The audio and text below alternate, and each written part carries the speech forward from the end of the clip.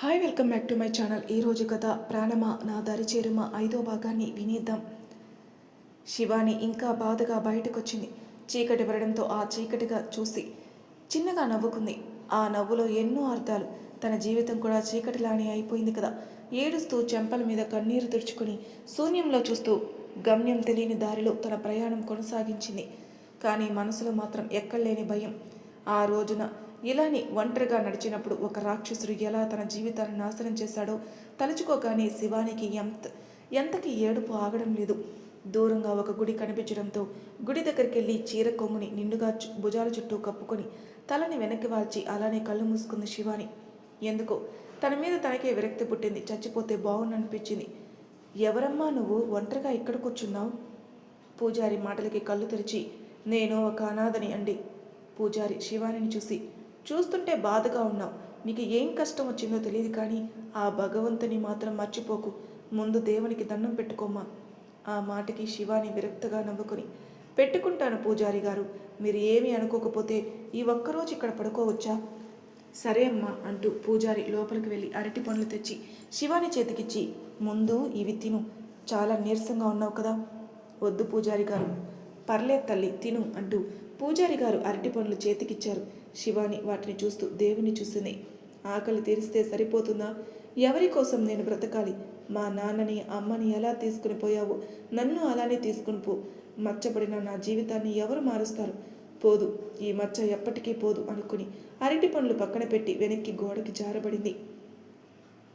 అబ్బా సురేఖ, ఇప్పటికే లేట్ అయింది. షాపింగ్ చేసి చేసి అలసిపోయావు కదా. గుడి కనిపించగానే ఇప్పుడు కారు ఆపావు.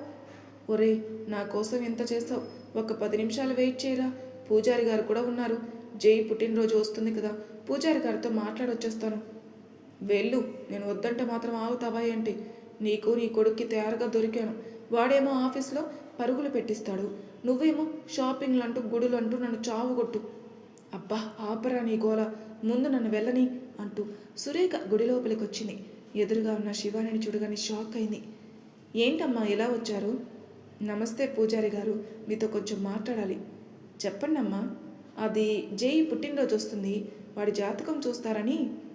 నేను ఉదయం చూస్తానమ్మా, రేపు జాతకం పట్టుకొని రండి. అలానే పూజారి గారు అని శివానిని చూసి ఎవరా అమ్మాయి? అనాథ అంటమ్మా, చూస్తుంటే పెద్ద కష్టమే వచ్చింది. పాపం ఒంటరిగా కూర్చుని బాధపడుతుంది. అయ్యో అంటూ దేవునికి దండం పెట్టుకుని శివానిని చూసింది. శూన్యంలో ఎటో చూస్తూ చెంపలేనిదా కన్నీరు జారుతూ దిక్కులేని దానిలా శివాని కనిపించేసరికి సురేఖ మనసు చివుక్కుమంది. ఎవరమ్మా నువ్వు అంటూ శివాని పక్కన కూర్చుంది. శివాని సురేఖని చూసి మౌనంగా తలదించుకుని ఎవరూ లేని దిక్కులేని దాన్నండి. ఈ టైంలో ఒంటరిగా ఎందుకున్నావు? పరిస్థితి నన్ను ఇక్కడ కూర్చోబెట్టింది. తెలీదు దేవుడిలా నా రాతను రాశాడని. ఎందుకు అంతలా బాధపడుతున్నావు? ఇప్పుడు నువ్వు ఎక్కడుంటున్నావు? ప్రస్తుతం ఇక్కడే, రేపు ఎక్కడ ఉండాలో ఇంకా ఆలోచించుకోలేదు. శివాని ప్రతి మాటలోనూ బాధ కనిపించేసరికి సురేఖ శివాని చేతిని పట్టుకుని పదా నాతో పాటు. వద్దండి, నేను ఎక్కడికి రాను, నేను ఇలానే ఉంటాను. అలా మాట్లాడకు. రోజులు అసలే మంచివి కాదు. పైగా రేపు ఎక్కడుంటావు? ఒక్కరిదానివే రోడ్డు మీద తిరుగుతావా? నీకంటూ ఒక నీడ దొరికాక అప్పుడు నువ్వు నీకు నచ్చినట్టుగా ఉందూలే కానీ సాటి ఆడదానిగా చెప్తున్నాను, ఈ రోజుల్లో ఒంటరిగా ఉండడం అంత మంచిది కాదు. పదమ్మ నాతో పాటు అంటూ సురేఖ బలవంతం చేసేసరికి శివాని తప్పక ఆమెతో పాటుగా బయటకొచ్చింది. కారులో కూర్చోమ్మా. మౌనంగా కారులో కూర్చుంది శివాని. అబ్బా ఏంటి సురేఖ, ఇంతసేపు గుడిలో ఏం చేశావు? ఆకలి దంచేస్తుంది తెలుసా అంటూ కోపంగా వెనక్కి తిరిగిన విజయ్ సీట్ వెనక్కి వాలి విండో బయటికి చూస్తున్న శివానిని చూడగానే షాక్ అయ్యాడు. రేయ్ ముందు కారు పోని. శివాని రేయ్ అంటూ సురేఖ కోపంగా చూసేసరికి విజయ్ కోపంగా కారు స్టార్ట్ చేశాడు. కాసేపటికి కారు ఇంటి ముందు ఆగడంతో సురేఖ కారు దిగి శివాని లోపలికి పదా అంటూ శివాని చేతిని పట్టుకొని లోపలికి తీసుకుని వచ్చింది. శివాని అసలు ఈ లోకంలోనే లేదు. సురేఖతో పాటుగా నడుస్తుంది, కానీ తను ఎక్కడికి వచ్చిందో, తను ఉంటున్న ప్లేస్ ఏంటో కూడా ఆమె గమనించలేదు. శివానిని రూమ్కి తీసుకుని వెళ్ళి ముందు స్నానం చేయమ్మా అంది. సురేఖ వైపు చూసి 2 చేతులు జోడించింది శివాని. అరే ఏంటిది పిచ్చిపిల్ల, ముందు స్నానం చేయి, ముఖం చెడు ఎలా ఉందో అంటూ సురేఖ మందలించి బయటకు వచ్చింది. అప్పటికే విజయ్ అటు ఇటు తిరుగుతున్నాడు. ఏంట్రా అలా తిరుగుతున్నావు? శివాని గుడిలో ఉందా? అవును. ఎందుకు? వెళ్ళడుగు. శివాని కొట్టిన చంపదెబ్బ గుర్తుకు రాగానే వద్దు, లోపల ఉన్న పళ్ళన్నీ రాలుతాయి. అసలు ఏమైంది? ఎందుకు తను అలా ఉంది? ఏడుస్తుంది. పైగా తను నార్మల్ అవ్వగానే అన్ని విషయాలు నేను అడుగుతానులే, కానీ ముందు నువ్వు వెళ్ళి ఫ్రెష్ అవ్వు. ఎక్కడా నాకు బట్టలు ఏడ్సావులే. ఎక్కడా నా కొడుకు బట్టలు వేసుకోనే లేదన్నట్టు చెప్తున్నావు. వెళ్ళి ఫ్రెష్ అయ్యరా. నువ్వు అసలే ఆకలికి తట్టుకోలేవు. ఇంతకీ జయబాబు గారు ఎక్కడా? ఆయన గారు ప్రేమిస్తున్న శివాని గారు ఇక్కడే ఉన్నారని తెలిస్తే అయ్యగారు భూమి మీద అస్సలు నిలబడరే. ఇప్పుడే వాడి దగ్గరికి వెళ్తాను. రూమ్లోనే ఉన్నాడు కదా. ఎందుకురా నీకంత కంగారు? వాడు ఎలానో ఇప్పుడు కిందికి వస్తాడు కదా, అప్పటి వరకు కామ్గా ఉండు. ఏమాత్రం నాకు తెలియకుండా వాడికి విషయం చెప్పావో నాలుగు చీరేస్తాను. అర్థమైంది, చెప్పను. సరేనా? వాడికి సర్ప్రైజ్ నువ్వే ఇవ్వు అంటూ విజయ్ కోపంగా రూమ్కి వెళ్ళాడు. రూమ్కి వచ్చిన సురేఖ ఆలోచిస్తూ బెడ్ మీద కూర్చుంది. ఈ అమ్మాయి మనసులో ఉన్న బాధ ఏంటో తెలుసుకోవాలి అనుకుని ఫ్రెష్ అయ్యి జై రూమ్కి వచ్చింది. ల్యాప్టాప్లో చాలా సీరియస్గా వర్క్ చేసుకుంటున్నాడు జై. రే జై, భోజనం చేయవా? జస్ట్ 2 minutes అమ్మా, అయిపోయింది. చాలా ఆకలేస్తుందిరా, త్వరగా తర్వాత చేసుకోవచ్చు మిగిలిన వరకు. అయిపోయిందమ్మా, ఈలోపు వాడిని కూడా పిలువు. నేను ఎప్పుడో రెడీ అంటూ నవ్వుతూ లోపలికి వచ్చిన విజయ్, ఇంట్లో కూడా ఆఫీస్ వర్క్ ఏంట్రా? నీకు విషయం తెలుసా? ఈరోజు సూరి సూపర్గా చేసింది వంటలు. అంతేకాదు నీకు ఒక సర్ప్రైజ్ కూడా. ల్యాప్టాప్ క్లోజ్ చేసిన జై ఆశ్చర్యంగా చూశాడు. ఏంటమ్మా, నా కోసం సర్ప్రైజ్ ఏంటి? సురేఖ కోపంగా విజయ్ వైపు చూసి, వీడికి పిచ్చుకుక్క ఏదో కరిసింది, అందుకే ఇలా వాగుతున్నాడులే. సూరి, నువ్వు చెప్తావా నన్ను చెప్పేమంటావా నిజం? అమ్మా, ఏంటి వాడు గోలా? వాడికి ఆకలేస్తుంది కదా, అందుకే మన బుర్రలు తింటున్నాడు అంటూ కోపంగా విజయ్ నెత్తి మీద ఒక్కటేసి, ఏరా నోట్లో కారం వేసేనా? వద్దు, ఆ పని చేయకు. అయితే కుదురుగా ఉండు, ఎక్కువ చేసావంటే చంపేస్తాను అని చిన్నగా వార్నింగ్ ఇచ్చి, రేయ్ మీ ఇద్దరు తొందరగా కిందికి రండి, నేను వెళ్తున్నాను. సరే అమ్మా, వచ్చేస్తున్నా, నువ్వు వెళ్ళు అంటూ సురేఖ వెళ్ళగానే, ఏంట్రా సర్ప్రైజ్ అంటున్నావు? ఏం లేదులే జై, నిజం చెప్పు.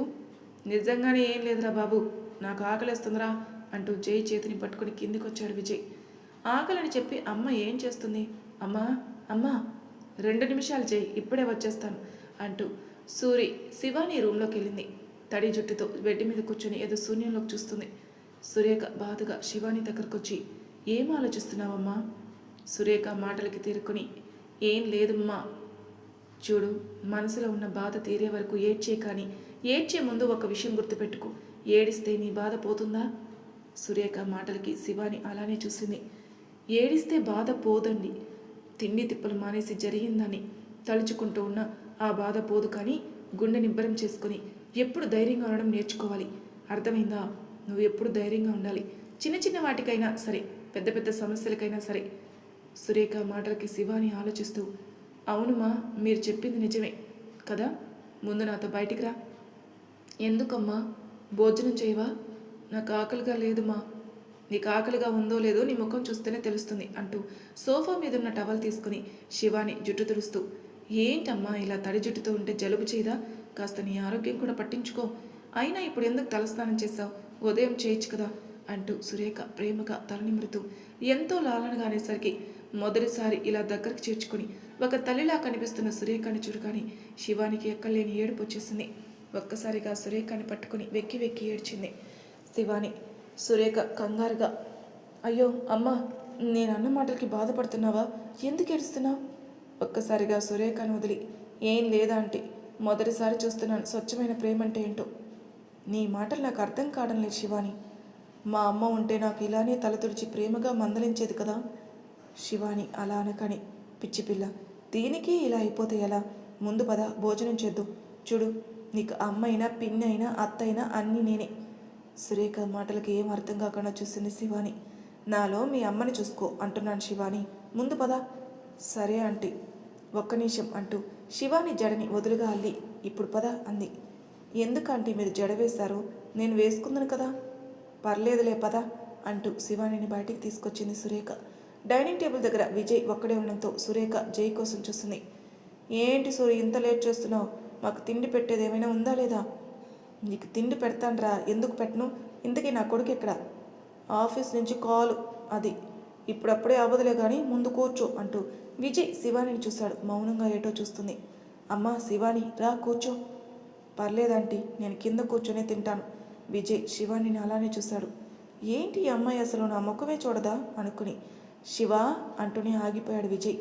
అప్పటికే ఫోన్ మాట్లాడి లోపలికి వస్తున్న జై, ఆకలిస్తుందని చెప్పి నువ్వెక్కడికి వెళ్ళావమ్మా? అది ఈ అమ్మాయి కూడా మనతో పాటు భోజనం చేస్తుందని. ఎవరు అంటూ వెనకే ఉన్న శివాని చూసి షాక్ అయ్యాడు జై. జై మాటలకి చివ్వున తలెత్తి అతన్ని చూసి షాక్ అయింది శివాని. శివ అంటూని జై ఆశ్చర్యంగా చూశాడు. ఏంట్రా, ఈ అమ్మాయి నీకు ముందే తెలుసా? ఏమీ తెలియనట్టే అడిగింది సురేఖ. అమ్మా అంటూ జై చురుగ్గా చూశాడు. ఇంతలో విజయ్ ముందుకొచ్చి, శివాని ఏంటి నువ్వు డల్లుగా ఉన్నావు, అసలు ఏమైంది? కోపంగా సురేఖ విజయ్ నెత్తి మీద ఒక మొటిక్క వేసి, ఏ టైంలో ఏం మాటలు కూడా తెలీదా వీడికి? శివాని ముందు నువ్వు భోజనం చేద్దు. వద్దండి, నాకు ఆకలి కాలేదు. తిండి తిప్పలు మానేసి ఏం చేద్దామని? రా, నువ్వు కూడా రా జై, తిందు అంటూ శివానిని చైర్లో కూర్చోబెట్టి భోజనం వడ్డించింది సురేఖ. శివాని కూర్చుంది కానీ జైని చూడాలన్న సాహసం చేయలేకపోతుంది. ఏంటమ్మా, తినడానికి కూడా సిగ్గుపడుతున్నావు, తిను. సురేఖ మాటలకి విజయ్ చిరాగ్గా చూసి, తను సిగ్గుపడడం లేదు, బాధపడుతుంది, అది కూడా తెలియటం లేదు నీకు. నాకు తెలుసురా తెంగర సన్నాసి, ముందు నువ్వు మొక్కు, తిండి కోసమే కదా నీ ఆరాటం. పరువు తీయాలంటే నీ తర్వాత తెలుసా అంటూ కోపంగా చూశాడు విజయ్. నీకు లేని దానికోసం ఎందుకురా మాట్లాడతావు? ఉన్నదానికోసం మాట్లాడు. ఛీ, అంతా నా కర్మ అనుకుని జైని చూశాడు. కూర్చున్నాడే కానీ అతని చూపంతా శివాని మీదనే ఉంది. అది గమనించిన విజయ్, శివాని మౌనంగా ఉంది. తిండి మానేసేంత మాత్రాన నీ మనసులో ఉన్న బాధ పోతుందా? లేదు కదా. ముందు కడుపు నిండా భోజనం చేయి. రేపు ఆఫీస్ పనులన్నీ నువ్వే చూసుకోవాలి. వర్క్ చేయాలి అంటే ముందు నువ్వు మానసికంగా కూడా బాగుండాలి, నీ మైండ్ కూడా ఫ్రెష్గా ఉండాలి. అన్నిటికంటే ముందు నీ ముఖంలో చిరునవ్వు ఉండాలి. మా ఆడపిల్ల ఏడిస్తే అంత మంచిది కాదు. నేను జై ఇక్కడే ఉన్నామని నువ్వు మొహమాట పడుతున్నావేమో, మీ అన్నయ్యలనుకో. అప్పటి వరకు విజయ్ మాటలకి ఆశ్చర్యంగా చూస్తున్న జై, సురేఖ ఇద్దరు లాస్ట్ విజయ్ అన్నయ్యలో అనేసరికి కోపంగా చూశాడు. సురేఖ కోపం తట్టుకోలేక విజయ్ కాల్ని గట్టిగా తొక్కి నలిపేస్తూ చెవి దగ్గరకు వచ్చి, రే, నోటికి ఎంత వస్తే అంత వదిలేస్తావా? అన్నయ్య ఏంట్రా, అది కూడా జైని కల్పిస్తావు? తనకి నువ్వు అన్నయ్యవి, నా కొడుకు కాదు. డౌట్ రాకుండా జాగ్రత్తగా మేనేజ్ చేయి, లేదంటే నా గురించి తెలుసు కదా. ఎందుకు తెలీదు? బాగా తెలుసు అంటూ ఏడుపు మొగపెట్టుకొని, సారీ శివాని, ఒక అన్నగా చెప్తున్నాను, భోజనం చేయి అంటూ జై వైపు చూశాడు. అప్పటికే జై చంపేసేలా చూస్తుంటే విజయ్ ఫేస్ పక్కకు తిప్పుకొని, ఎందుకురా నీకంత నోటి దూల? ఆగలేవా కాసేపు కూడా? ఇప్పుడు వీడి చేత తన్నులు తినాలి అనుకుని, భోజనం చెయ్యమ్మా అంటూ విజయ్ అనేసరికి శివాని ఏం మాట్లాడలేదు. అమ్మా, తనకి నువ్వు భోజనం తినిపించు. జై మాటలకి శివాని ఆశ్చర్యంగా చూసింది. అవునరా, నువ్వు చెప్పేది కరెక్ట్. బ్రతిమలాడుతుంటే తినడం లేదు. శివాని దగ్గరికి వచ్చి ప్లేట్ తీసుకుంది. వద్దమ్మా, నేనే తింటాను. ఏం తింటావు? వచ్చిన దగ్గర నుంచి నేల చూపులే చూస్తున్నావు, అసలు నా మాటే వినడం లేదు నువ్వు అని శివానికి భోజనం తినిపించడం మొదలుపెట్టింది. బాధలో ఉన్న శివానికి సురేఖ నిజంగానే దేవతలా అనిపించి ఏడుస్తూ చూస్తుంటే, అస్తమానం ఏడవకు, నా మాట విను, ముందు భోజనం చేయమ్మా అంటూ ఎంతో ప్రేమగా శివానికి భోజనం తినిపించింది. ఇంకా చాలమ్మా, ఈ ఒక్క ముద్దే కదా, తిను శివాని అంటూ శివానికి భోజనం తినిపించి జై పక్కన కూర్చుంది సురేఖ. శివాని భోజనం చేయగానే జై తినడం మొదలుపెట్టాడు. శివాని ఆలోచిస్తూ జైనే చూసింది. అతని చెంప ఇంకా ఎర్రగా ఉండడం చూసి బాధగా తలని దించుకుంది. జై మాత్రం శివాని కోసమే ఆలోచిస్తున్నాడు. కాసేపటికి అందరూ భోజనం చేసి హాల్లో కూర్చున్నారు. శివాని ఇబ్బందిగా ఉండడం గమనించిన జై, శివ, చెప్పండి సార్. రూమ్కి వెళ్ళి రెస్ట్ తీసుకో, మార్నింగ్ మాట్లాడతాను నీతో. సరే సార్ అని తన రూమ్కి వెళ్ళింది శివాని. అదేంట్రా, తనని అలా పంపించేశావు? తను ఎందుకు ఇల్లు వదిలి వచ్చిందో ఏంటో తెలుసుకోవా? తెలుసుకుంటానమ్మా అని విజయ్ వైపు చూస్తాడు. సోఫాలో కూర్చొని కాళ్ళు ఊపుతున్నాడు విజయ్. విజయ్, రే, ఇప్పుడు దెబ్బలు తినే ఓపిక లేదురా. నీకు శివాని కోసమే కదా తెలియాలి, చెప్పు. శివాని వాళ్ళ అమ్మ చిన్నప్పుడే చనిపోయింది. తల్లి లేని పిల్ల కదా అని శివాని వాళ్ళ నాన్నగారు తను ఎంతో గారాభంగా పెంచారు. తల్లి ప్రేమ కోసం బాధపడుతున్న శివానిని చూసి ఆయన మరో పెళ్లి చేసుకున్నారు. కానీ ఆవిడ శివానికి పిన్నిగా మాత్రమే ఉంది. కొన్ని రోజులకి శివాని వాళ్ళ నాన్నగారు కూడా చనిపోవడంతో ఇంకా వాళ్ళ పిన్ని సూర్యకాంతం మామూలుగా బాధపెట్టలేదు శివానిని. ఒక్క ముక్కలో చెప్పాలంటే ఆవిడికి శివాని అంటే ఎక్కలేని కోపం, ద్వేషం. ఎందుకు అన్నది ఎవరికీ తెలీదు. పైగా శివాని కష్టపడి పనిచేసిన ఆవిడ తిట్లు తిట్టి తను తెచ్చిన డబ్బును చూస్తుంది, కానీ ఆకలితో ఉన్న శివాని కడుపుని ఎప్పుడూ చూడలేదు.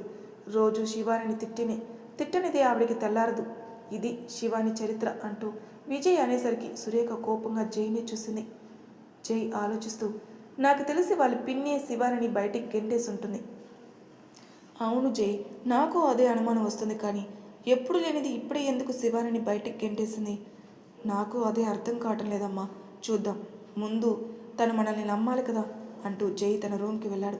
మార్నింగ్ ఆఫీస్లో చూసిన శివాని ఇప్పుడు చూసిన శివానికి చాలా తేడా ఉంది. చాలాసేపు ఆమె కోసం ఆలోచించి ల్యాప్టాప్ చేతిలోకి తీసుకున్నాడు జై. కానీ అతని మెదడు వర్క్ మీద ఇంట్రెస్ట్ చూపడం లేదు. పదే పదే ఏడుస్తూ కనిపిస్తున్న ఆమె పెద్ద పెద్ద కళ్ళు ల్యాప్టాప్ స్క్రీన్ మీద కనిపిస్తుంటే గట్టిగా కళ్ళు మూసుకున్నాడు. లోపలికొచ్చిన సురేఖ జై పరిస్థితి చూసి, జై ఏంటమ్మా, తన కోసం ఆలోచిస్తున్నావా? అవునమ్మా, తనకంత పెద్ద కష్టం ఏమొచ్చిందా అని. నీకు నువ్వే బాధపడే బదులు తన దగ్గరికి వెళ్ళి మాట్లాడచ్చు కదరా. భయంగా ఉందమ్మా. జై మాటలకి సురేఖ నవ్వుతూ, ఒకరు నిన్ను చూసి భయపడతారు, పెద్ద బిజినెస్ మ్యాన్వి, అలాంటిది నువ్వు శివానికి భయపడుతున్నావంటే నిజంగా నవ్వొస్తుందిరా. అలా అని ఏం కాదమ్మా, ఎప్పుడు చూసినా తను కోపంగానే ఉంటుంది. ఎందుకంత కోపమో ఎంత ఆలోచించినా అర్థం కావడం లేదు. అందుకే కదా తనతో వెళ్ళి మాట్లాడు అంటున్నాను. వర్క్ విజయ్ చూసుకుంటాడు, కానీ నువ్వు వెళ్ళు. చూసుకుంటాడు. విజయ్ వర్క్ చేస్తాడు, నువ్వు శివాని దగ్గరికి వెళ్ళి చెంపదెబ్బలు తిను అని ఎంత ప్రేమగా చెప్తున్నావో అంటూ కోపంగా లోపలికి వచ్చాడు విజయ్. ఎందుకు కొడుతుందిరా? ఎందుకు కొడుతుందో లేదో తమరి గారాల పట్టిన అడుగు చెప్తాడు. ఏంట్రా వాడు చెప్తుంది నిజమేనా? అమ్మా, నేను ఇప్పుడే వస్తాను అంటూ విజయ్కి ఒక లుక్ ఇచ్చి శివాని రూమ్ దగ్గరికి వచ్చాడు జై. డోర్ కొద్దిగా తెరిచి ఉండడంతో ఓపెన్ చేద్దామన్న జైకి లోపల కొంచెం భయంగానే ఉంది. కామ్గా డోర్ ఓపెన్ చేసి చూశాడు, కానీ శివాని ఎక్కడలేదు. రూమ్ లోపలికి వచ్చి బయట చూశాడు. ల్యాండ్లో ఉన్న సోఫాలో కూర్చొని శూన్యంలోకి చూస్తుంది శివాని. కామ్గా ఆమె పక్కన కూర్చొని, ఏమైంది శివ? ఎంతో లాలనగా అడిగాడు జై. జై మాటలకి ఈ లోకంలోకి వచ్చి, ఏం లేదు సార్. ఏమీ లేనప్పుడు ఇల్లు వదిలి ఎందుకు వచ్చావు? రావాల్సిన పరిస్థితి వచ్చింది, అందుకే వచ్చాను. ఏం జరిగిందో చెప్పకూడదా? చెప్పినా ఏం లాభం సార్? మనుషులు అన్నాక బాధలు లేకుండా ఉంటాయా? కోపంగా ఉంటావు, తిండి తినవు, బాధపడతావు, అడిగితే చెప్పవు. అసలు ఎందుకు అలా ఉన్నావు? నా జీవితం అంతే సార్. శివ మౌనంగా ఉంది. మీ బాధ ఏంటో చెప్తేనే కదా నాకు తెలిసేది. అప్పుడు ఏం చేయాలో చేస్తాను. ఏం చేస్తారు సార్? చిన్నప్పుడు అమ్మ వదిలేసి పోయిందని తెస్తారా? నాన్న వదిలేసి వెళ్ళిపోయాడు తెస్తారా? నా అందమైన జీవితం చీకట్లో నాశనమైంది. మునుపటి అందమైన జీవితాన్ని నాకు తెస్తారా శివ? అప్పటికే ఆమె కళ్ళు ఎర్రగా మారి కన్నీటి వర్షాన్ని చంపల్ని తడిపేస్తున్నాయి. ఎందుకు ఏడుస్తున్నావు? ఏడవడం లేదు సార్. నా కోపం, బాధ ఎలా పంచుకోవాలో నాకు అర్థం కావడం లేదు. అసలు ఎవరు నువ్వు? జై మాటలకి సూటిగా చూసి, ఎవరూ లేని అనాథని. అబద్ధం చెప్పకు శివ. పిన్నికి నేను ఇంట్లో ఉండడం ఇష్టం లేదు, అందుకే ఇల్లు వదిలి వచ్చేసాను. ఎందుకు? మీ పిన్నికి నువ్వంటే ఇష్టం లేదు? కన్న కూతుర్ని కాదు కదా, అందుకు అంటూ ఆకాశంలో ఉన్న చందమామని చూస్తూ, ఆ చందమామ చూస్తే మీకు ఏమనిపిస్తుంది? జై మౌనంగా ఉన్నాడు. ఆ చందమామ చాలా అందంగా ఉంది కదా. మళ్ళీ మౌనంగానే ఉన్నాడు.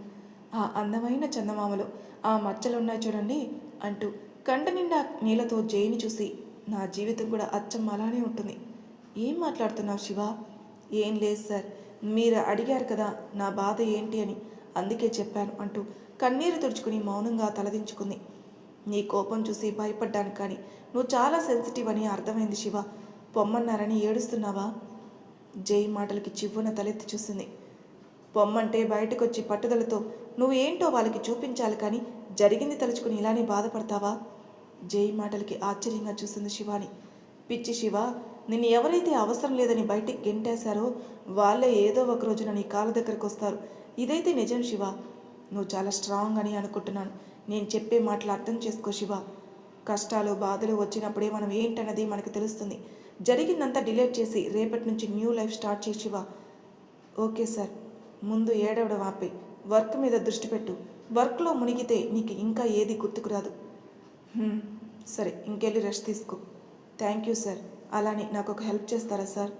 ఏంటి శివ? నేను రేపటి నుంచి ఆఫీస్కి వస్తాను, కానీ ఇక్కడ మాత్రం ఉండను సార్, హాస్టల్లో ఉంటాను. ఆ మాటకి జై కోపంగా చూశాడు. సార్, కోపం తెచ్చుకోకండి. మీరు మంచి మనుషులు, మనసున్న మనుషులు. నా కారణంగా మీకు చెడ్డ పేరు రావడం ఇష్టం లేదు.